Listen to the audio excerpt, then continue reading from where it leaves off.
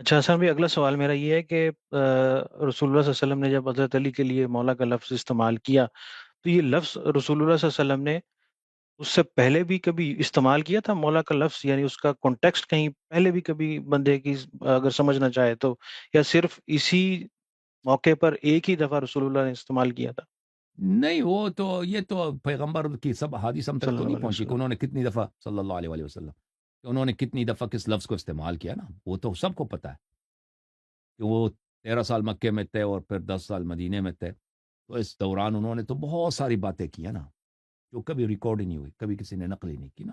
وہ تو کوئی نہیں کہہ سکتا کہ انہوں نے کتنے اس لفظ کو کتنے معنی میں استعمال فرمایا اور کانٹیکس. لیکن غدیر کا اپنا جو کانٹیکس ہے وہ بہت واضح ہے. یہ جو آپ کو کہا جاتا ہے نا کہ لڑائی ہوئی تھی صحابہ میں، ناراضگی تھی، ناراضگی دور کرنے کے لیے پیغمبر صلی اللہ علیہ وسلم نے بولا، یہ سب جھوٹ ہے. ایک ضعیف حدیث بھی نہیں ہے. اتنا مشہور جھوٹ ان لوگوں نے پھیلا دیا ہے کہ بھئی نبی صلی اللہ علیہ وسلم نے صلح کرانے کے لیے، محبت بڑھانے کے لیے فرمایا، کیونکہ وہاں پہ ناراضگی پیدا ہوئی تھی. ایک ضعیف حدیث بھی نہیں ہے کہ ایسا کوئی واقعہ بھی ہوا ہے. ٹھیک ہے نا. تو یہ ان جی کا حسن جھوٹ بھائی، اور فراڈ ہے. جی جی جی، یہ جو سوال ہے نا حسن بھائی، یہ میرا ذاتی سوال ہے، کیونکہ میں سوال پہ ہی آتا ہوں ڈائریکٹ. وہ یہ ہے کہ سورہ بقرہ کی جو آیت ہے نا حسن بھائی، اعوذ باللہ من الشیطان الرجیم، بسم اللہ الرحمن الرحیم، ذالک الکتاب لا ریب فیہ ھدی ہوں للمتقین، اس کی ہوں پلیز آپ دوبارہ ٹرانسلیشن کر دیں. ذالک الکتاب لا ریب فیہ ھدی للمتقین.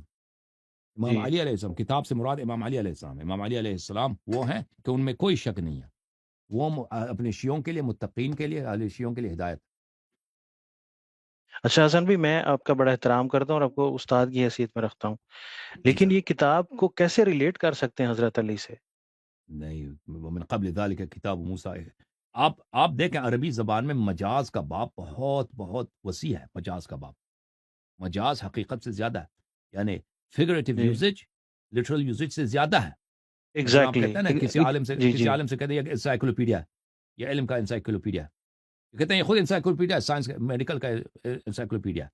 حالانکہ وہ انسائکلوپیڈیا نہیں، وہ انسان ہے. ان سے کیا مراد ہے؟ یہ کیا ہے؟ یہ اس کی نالج اتنی زیادہ ہے، اس کی انفارمیشن اتنی زیادہ ہے، یہ اتنا لرنڈ ہے، معلومات اس کی اتنی زیادہ کہ ہم اس کو کہتے ہیں یہ انسائکلوپیڈیا، حالانکہ وہ کوئی کتاب نہیں ہے. ٹھیک ہے نا. اسی طرح جی اگر جی اللہ تعالیٰ جی. قرآن مجید میں ذالک الکتاب لا ریب فیہ، کتاب کو فرد کے لیے استعمال کریے، کوئی غلط نہیں ہے، کوئی باطل چیز نہیں ہے، مگر اس کے لیے دلیل کی ضرورت ہے.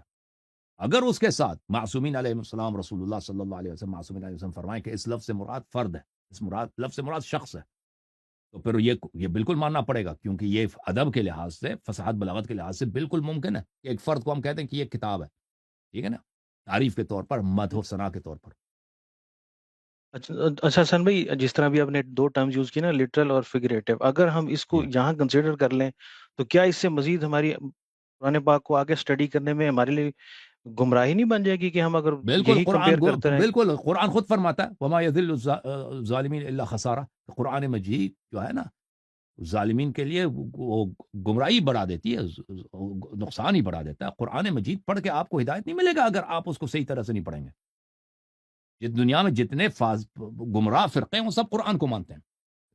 آپ مسلمانوں میں کوئی ایسا فرقہ نہیں پیدا نہیں ہوگا. یہ آپ کے قادیانی، یہ بھی قرآن کی تلاوت کرتے ہیں، قرآن کو مانتے ہیں. ٹھیک ہے.